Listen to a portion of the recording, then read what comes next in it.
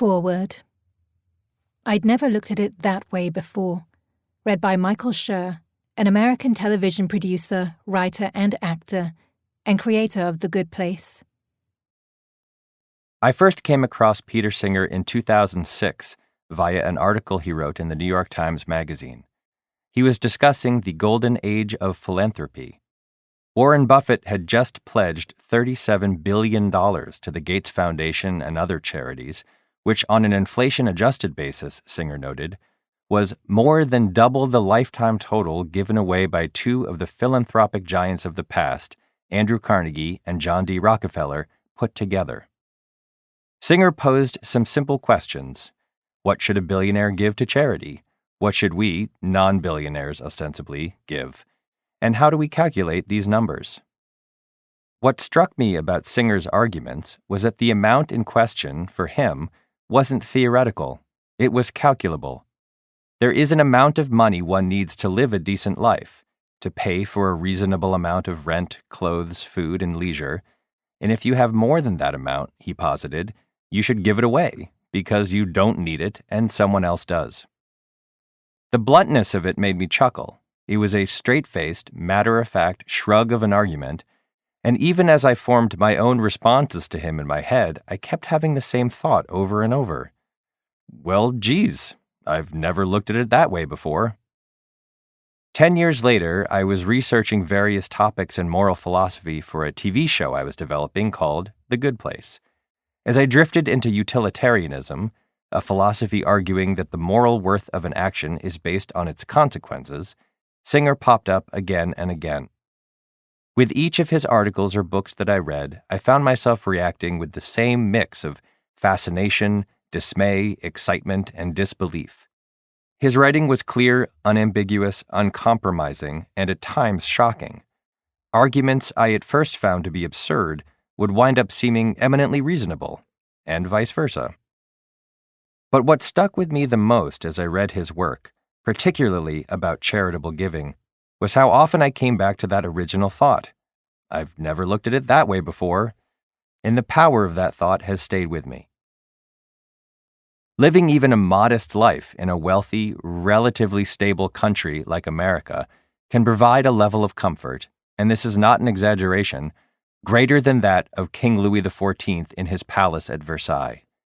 Chances are you have most or all of the following: running water, indoor plumbing, air conditioning, a refrigerator, a TV, internet access, and a washing machine. Read up on 18th century hygiene sometime. Louis XIV would have given half his wealth for a mechanical washing machine. Even today, measured on a global scale, these simple comforts are absurdly luxurious, and they are also, relatively speaking, cheap. But the most common commodity that life in a wealthy country can provide you is also the most insidious: complacency. It is easy, even for a person of average income, to take the basic comforts of life for granted, and for the wealthy, it is absurdly commonplace to do so. Which is not to say most people's lives are easy. Far from it. Most people's lives, even in the wealthiest nations, are full of economic stress, painful moments, personal and professional disappointment, medical trauma, difficult decisions, trials and tribulations, anxiety and suffering. Which makes it even harder to remember that having $3 to buy a hamburger is a luxury that hundreds of millions of people living in extreme poverty cannot conceive of. Enter Peter Singer and the Life You Can Save. At its core, Singer's book asks us to consider a very simple truth. A life is a life, no matter where that life lives. A human being over there is no less valuable than a human being over here. It then asks us, given that simple transitive property of inherent human value, to consider treating that life over there with the same care and attention we give to lives over here. That's all. That's the ask. If you want the Cliff's Notes version of the ideas within these pages, you now have it. In these pages, you'll read some extreme examples of how people approach the conclusion that all lives are equally valuable.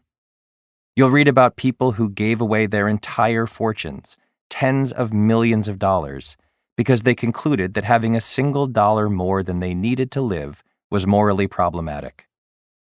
You'll read about people who voluntarily gave away their kidneys after reading that the chances of dying due to having only one kidney are 1 in 4,000, and thus not giving away their extra kidney would have meant valuing their own life 4,000 times more than someone else's.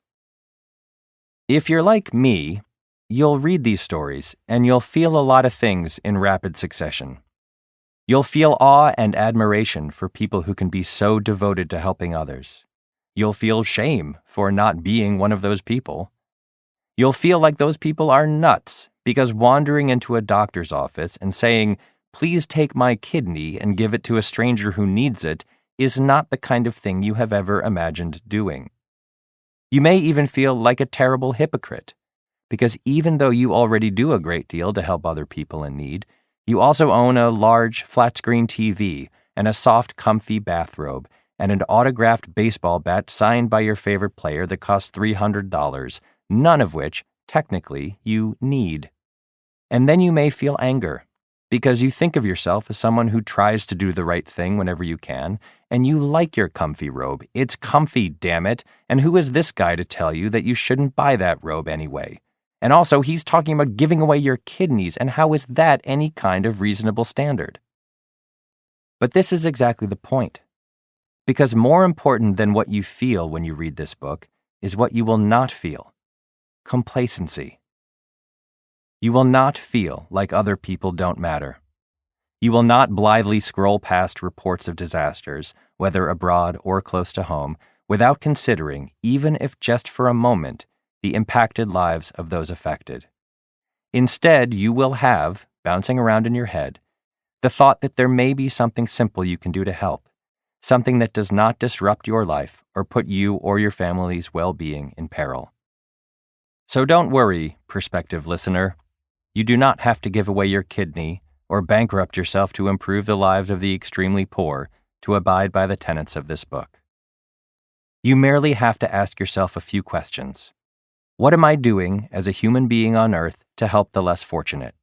Can I, perhaps, do a little bit more? And if so, how? Which are questions worth asking. Michael Schur, July 2019.